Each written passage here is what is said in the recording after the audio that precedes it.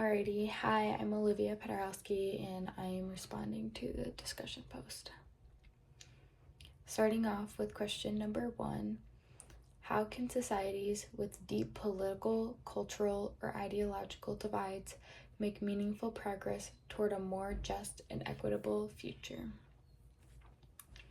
I think that with good, trustworthy leadership and educated individuals, societies can make a more meaningful progress towards a more just and equitable future. With the strong leadership that they have, this can encourage individuals to comply with their orders and allow for other resolutions to their issues to kind of come into place. I think that when people are open about what's going on and they're not super secretive with the group, and especially those of higher up in the group, then there's going to be less problems within the group, so things are going to move further along. For the second question, can education alone lead to a meaningful social change, or does it require broader systemic changes to be truly effective? If so, how? I do think education is a big factor in how things are played out and planned. I think that when you're educated on a topic, things can go more smoothly, and then you're able to educate those who are joining you in the group, or you can, if you guys are all sort of educated on the topic, you guys can all work together and things work more efficiently. So I do think that it does work out better, but I don't think it's the only factor that can contribute to successful and meaningful societal change. I think that you need to have sort of empathy and compassion for what you're doing and working towards, because without them, if you don't really necessarily care about what you're doing, you're just doing it because you think you're really educated and really smart about the topic, I don't really think people are gonna want to kind of join you as a team. I think you really need to have the heart for it to continue the project. Number 3, should those benefiting from current social structures be responsible for advocating or supporting change? And how do we ensure that the voices of marginalized groups are not just heard but actively empowered? I think that those benefiting from current social privilege should use their power. If they have that kind of power and that privilege, I think they should use it to advocate for those in the marginalized groups.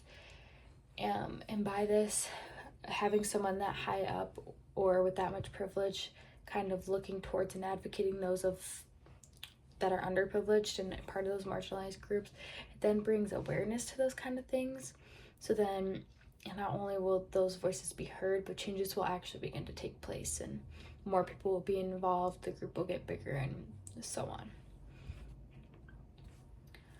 Question number 4, can social movements ever achieve outcomes that benefit all members of society equally, or will some groups inevitably be left behind?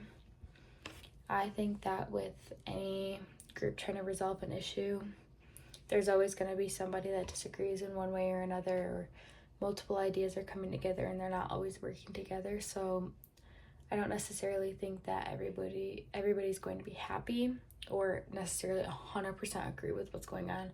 I think maybe, yes, they agree for the most part with what is going to happen, but maybe a little part of them disagrees on how they're doing this, what way, and what's like so forth. So I think that it is kind of inevitable for everybody to be happy, but I think that overall the solutions benefit many and most of the people in that group.